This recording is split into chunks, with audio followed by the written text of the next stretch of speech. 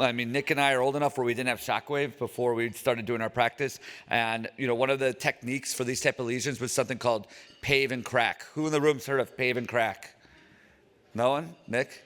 Who wants to come on stage and tell us what pave and crack is?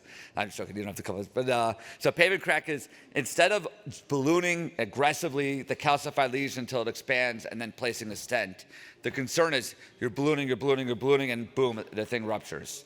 So pave and crack is you put a covered stent in first, and you've protected yourself. You've sealed what could potentially be a perforation, and then you start aggressively dilating up. Now, in theory, that strategy is protective for the risk of rupture, but the problem is you're still confined by the stent graft, and also how much balloon angioplasty is effective when you're ballooning it against the stent graft versus primarily into the lesion. And that's why really IVL, intravascular lithotripsy, is a game changer, because you just don't want to risk that one situation where you just can't get it to expand, and now you have a really underexpanded covered stent. So IVL therapy is what we use here.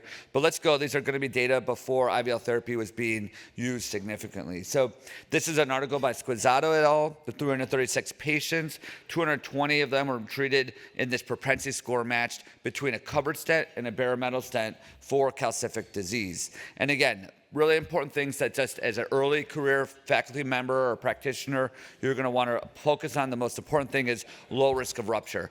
Ruptures are terrifying. They're going to, make you sweat. You're going to rethink your life. So avoiding it as much as possible is ideal. But you also see that covered stents had better, again, clinical improvement as measured by ABI, as well as primary patency at 3 years, and again, in a very severely calcified population. So I wanted to show you a little bit about the stent that's being used currently. So the VBX balloon expandable endoprosthesis, that's pretty much the only covered stent we have on our shelf right now. We used to have a bunch of them. iCast was one we used to use. iCast was a nice covered stent because it was a little lower profile and went through a 6 French guiding sheath. But now we have VBX, and it's a low profile delivery. If you look on the right, it's just a few comments I want to make. You can see that inside, there's several films, and these reinforcing films are to, again, exclude that lesion, and these are all coated with that really CBAS heparin sulfate, so keeping that from thrombosing. You don't want clot to form on the film itself. There's a stainless steel exoskeleton, so you've got film on the inside excluding the lesion, the stent itself, metallic stent around that film, and then you actually have that covered surface again that's coated with that heparin protectant. And so this allows you to make a really unique, specialized covered stent that both addresses the desire to avoid the stent, the plaque protrusion or any of the plaque components, be able to reinforce the stent staying open, but also avoid thrombosis, which is probably the biggest concern ever with a covered stent. So these are really what the current, this is like state-of-the-art technology for covered stents. And the one thing that, as I mentioned before, is that as Gore has reinvented the stent now into the newest generation, it's able to go through lower and lower profile sheaths. So I always tell people when they're doing aortoiliac intervention, whether using a bare metal stent or a covered stent, is you always want to size their sheath to be able to comfortably deliver a covered stent if you get in trouble. And so back in the day, I do every iliacs with an 8 French sheath because most of the covered stents went through a 7 or 8 French. Now I get away with 7 French routinely, and if really needed, a 6 French sheath. And you can see that now the stents that go from 5 to 7 millimeters fit through a 6 French sheath. So very nice for an average, like external iliac in particular. And then for me, where I'm usually living in an 8 through 9 millimeter common iliac stent, you could get those through a 7 French sheath. The other thing that people don't realize is the expansion profile for VBX. So you always have to think about sizing. And sometimes sizing is hard to do, right? Especially with an occlusion or in a rush, you want to put in the scaffold that delivers, but you might not be sized appropriately to that reference vessel. And so the nice thing about the VBX stent graft is you can make that stent bigger than what it's sized at. So for example here, if you look at a 7 millimeter stent and you realize that you're undersized on that common iliac, you could bring that up to 11 millimeters. And then also if you end up doing distal aortic work, you can take an 11 millimeter stent and you can size that all the way up to 16 millimeters. So I thought that was really impressive as part of this line of covered stents. I'm going to just end on a few slides, and then I think I hand it back to you, Nick. So the one thing that Gore has invested in is clinical evidence, as I mentioned. But as I commented at the beginning, COBEST, which is that randomized trial you're all going to get asked at some point in your career, is getting a little bit old and has an older version of a stent graft. So Gore now is conducting the really only ongoing iliac intervention trial, randomized trial that I know of, called the FORWARD study. In FORWARD, they are randomizing patients to either treatment with a VBX covered stent or whatever bare metal stent that you have at your hospital in a 1-to-1 fashion, and looking at many of the outcomes that I showed you from that original COBEST style trial. Again, this is for complex iliac occlusive disease. And so far, there's been 116 patients enrolled through September 11th. Really nicely moving along, 31 active sites. So these are going to be the data that you probably will reference, and then I'll be the old guy talking about COBEST, and you'll be talking about FORWARD. But this is really what's going to continue to move our practices forward in terms of the newest stent graft available. Lastly, here, guidelines. So this is a guideline document. We call it the appropriate use document from SCAI in 2020. It's a lot of colors here. I just want to show you here. So there's two types of covered stents. We kind of tease them out here: covered balloon expandable and covered self-expanding. You can see most of the data for common iliacs is a balloon expandable covered stent, and SCAI felt there was strong evidence to give it a class 1 recommendation. So you can see strength 1 with green, and then B is it has at least one randomized trial. And you can see that nicely, primarily for common iliac, but also for anything calcified or diffuse. And even if you do end up doing external iliacs and you want to use a covered stent, it gives it a 2A. So I guess I'm going to do my case first. I apologize. I only have one case because I can't get my films off my system right now, but I'm going to give you a really good case to make up for it. So this is a 58-year-old gentleman, diabetic, coronary disease, tobacco use. Probably all heard this before, and had multiple peripheral vascular interventions outside our system. And I saw him for the first time. He was Spanish speaking, and we were really trying to get to his pain, and he had this bilateral buttock pain. And so, bilateral buttock pain is probably the most misidentified form of peripheral artery disease in primary care. Everybody ends up going for a hip x-ray thinking it's osteoarthritis or some sort of PT. So just remember, if you have risk factors like this gentleman and there's any exertional component to the pain, I would always get ABIs at minimum. And then remember, if ABIs are normal at rest, exercise your patient. ABIs with exercise. I order that in everyone. If they're abnormal at rest, you don't need to exercise. But remember, inflow disease is the most common location for when patients may have a normal ABI at rest, and it will drop precipitously as soon as they start exercising, replicating their symptoms. So this guy, less than 2 blocks, he was going crazy. We still try our best to be conservative with our endovascular treatments because we think it's the right thing to do for patients. So we gave him some silocizol. We put him on a supervised exercise program. But when you're already that limited, it's really hard to make a significant dent in your practice. And as I mentioned, we kind of upgraded iliac intervention over infrainguinal intervention because patency rates are better for larger vessels. And we think that earlier intervention here might be more reasonable than, again, that long SFA CTO. So I do as I tell you, fortunately here, so you can see nicely, he has a 0.92 ABI on the right and a 1.15 on the left. So the left seems super abnormal for it's too non-distensible. And then the right, I was surprised by because his symptoms were so remarkable. But we walk him on the treadmill and you can see in red, that's his right leg. So that ABI just drops off as soon as he finishes his course of exercise, suggesting significant disease. Does that make sense to everyone? Okay. Yeah, okay, great. So this is the angiogram. And again, I think there was 2 areas here that were remarkable. The first is that drop across that right common iliac you can see here. I would say this is the pattern where I feel like I always underappreciate how severe that lesion is. You can kind of talk yourself out of this and being like, oh, that might not be bothering the patient that much. But when you get up there, you end up checking a pressure gradient, or if you like to IVUS, you can IVUS, and you usually see much more significant disease than the angiogram showing just because you're looking at this in a 2-day projection. On the right or left here, you can see haziness in that common iliac. And again, remind yourself that ABI was supernormal, it's 1.14, so likely calcific disease throughout his leg, and that was suggestive of it. And you can see the calcium even just before and after the angiogram here. Now, again, I like to IVUS, so I'm going to show you what IVUS looks like of this lesion, but this is the lesion I'm going to think of. Now, when you're looking at your angiogram, think about your collaterals like we talked about. So you can see that he has lumbars coming off right here. You can see down here that he has internal iliacs bilaterally that are open. So we want to be really mindful to preserve those vessels as well. And then I like to look at the aorta on IVUS and make sure there's no significant disease. So I'll show you that in a moment. But overall, it looks like this is really isolated iliac disease, not as much distal aortic disease. So here's my IVUS catheter, and so what I did was we were already left femoral because we really couldn't get a great pulse on the right, so we went up and over with the IVUS. So I wanted to first look at that right, and I pulled it all the way around the horn to the left.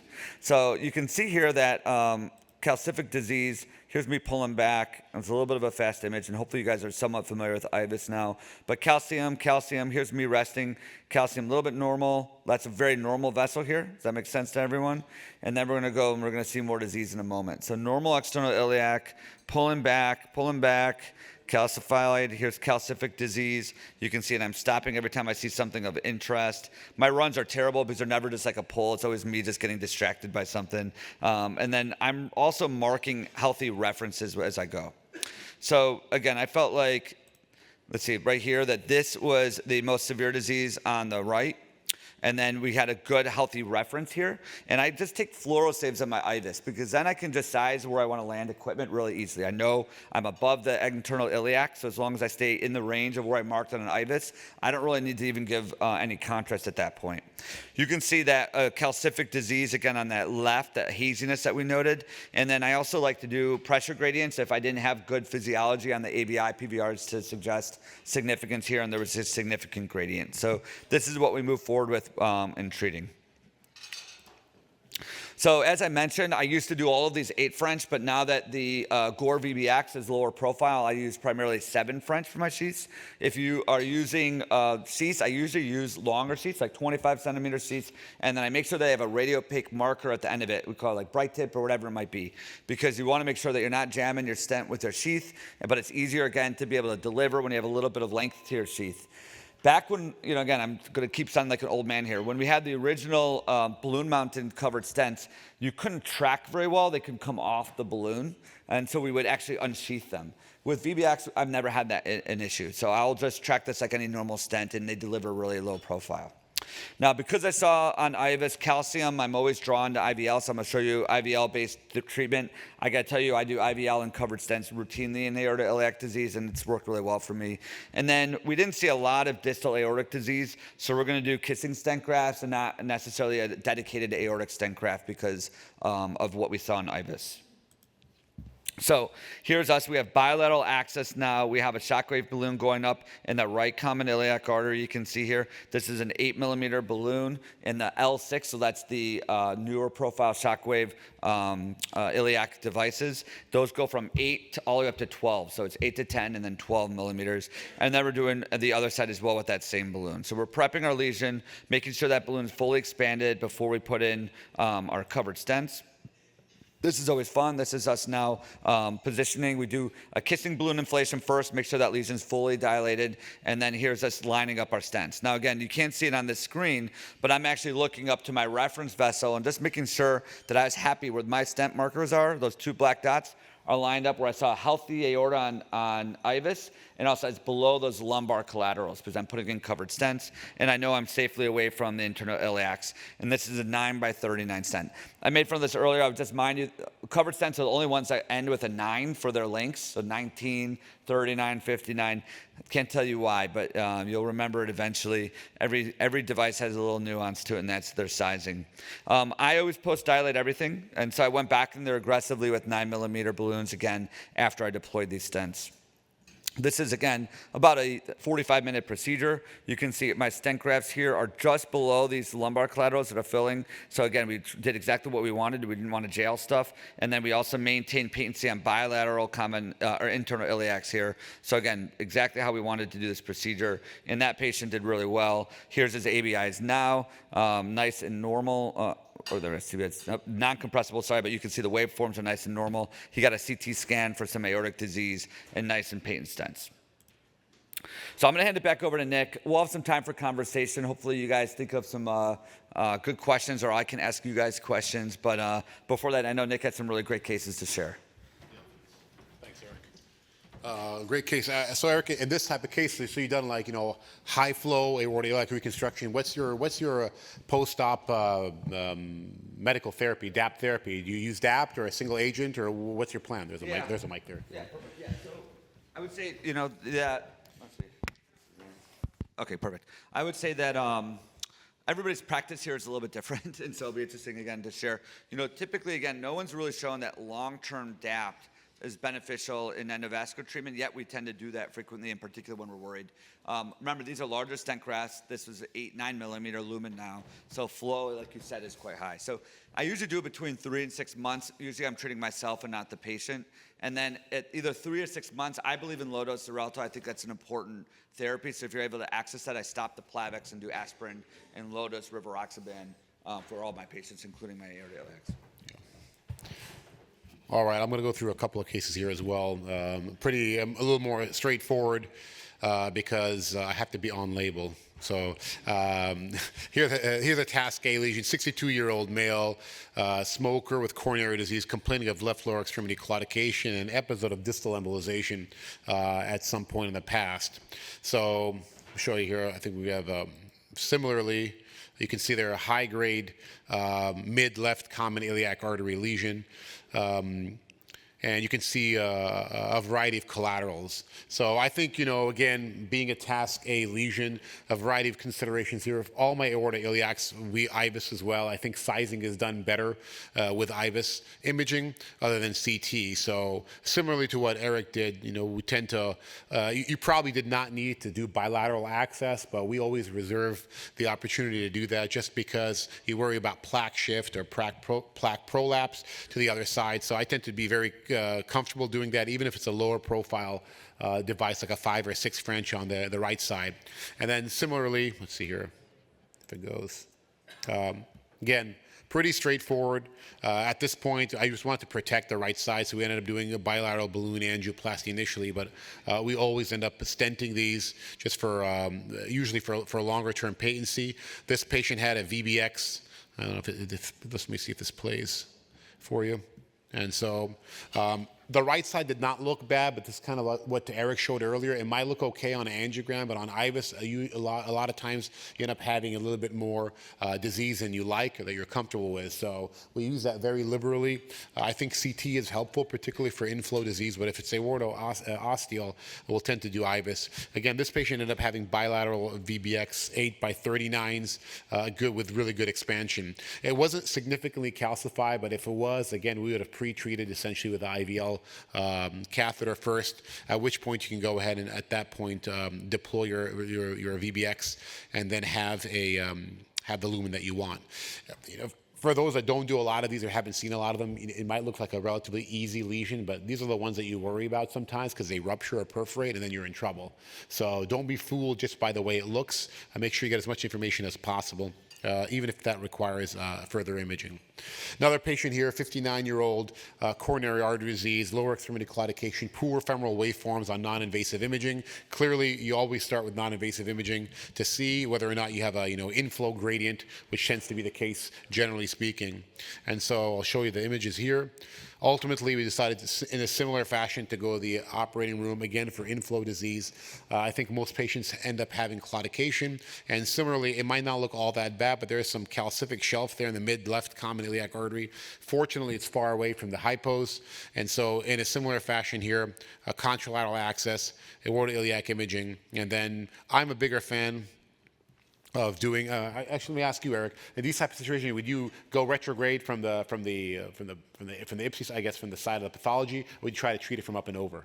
Yeah, if it's common iliac, I almost never treat up and over. It's not hard to get just direct access, and you never have to think twice about delivering if you have access bilaterally.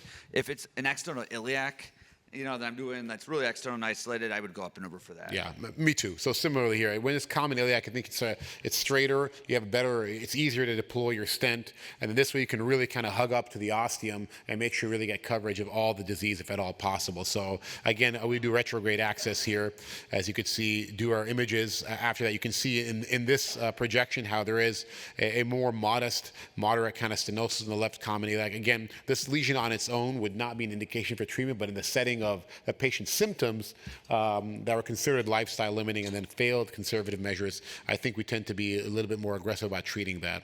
Here, so let me play this for you guys. Okay, again, I'm just kind of showing you more and more of what it looked like.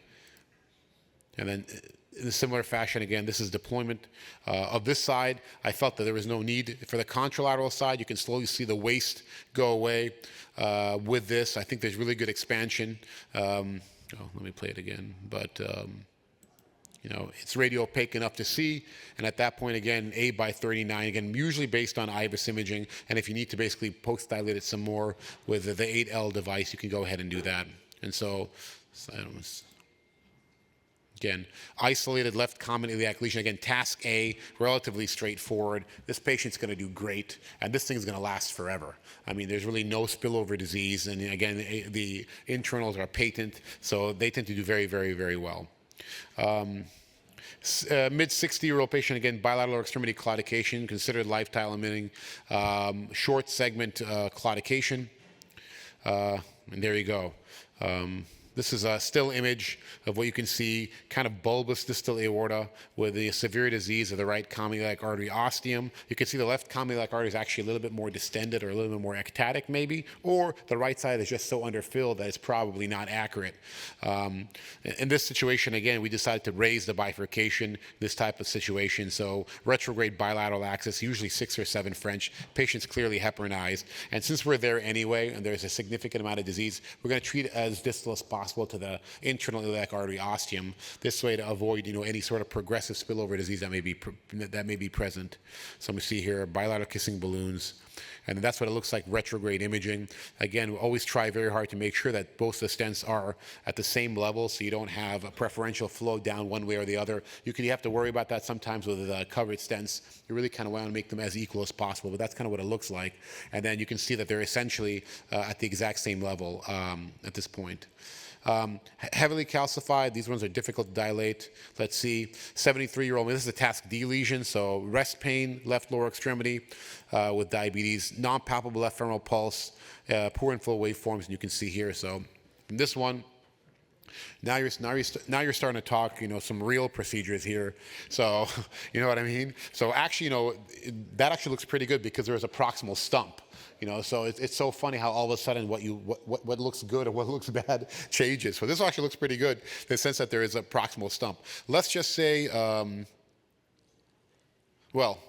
Eric, in this situation, would you, and you can actually see that there is reconstitution here of the distal femoral. You can see a little bit of some haziness over here.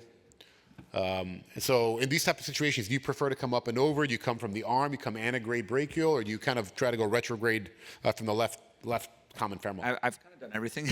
I will say for this one thing I have learned, it's a little hard. This is not a bad area. Again, you have to you want to ideally get your guiding sheath in that nub there before you start wiring if you're going to try to cross from the aorta down. And so this is one where I have had some benefit from going radial. So I use a radial peripheral sheath, put it right in that nub, and then work my way through the lesion. And then I've done things as much as cross the lesion and dilate and then get left femoral axis and stent and kind of externalize. I think there's a lot of ways to do it. I've stuck left femoral under ultrasound. You can see it. It just doesn't have a lot of flow.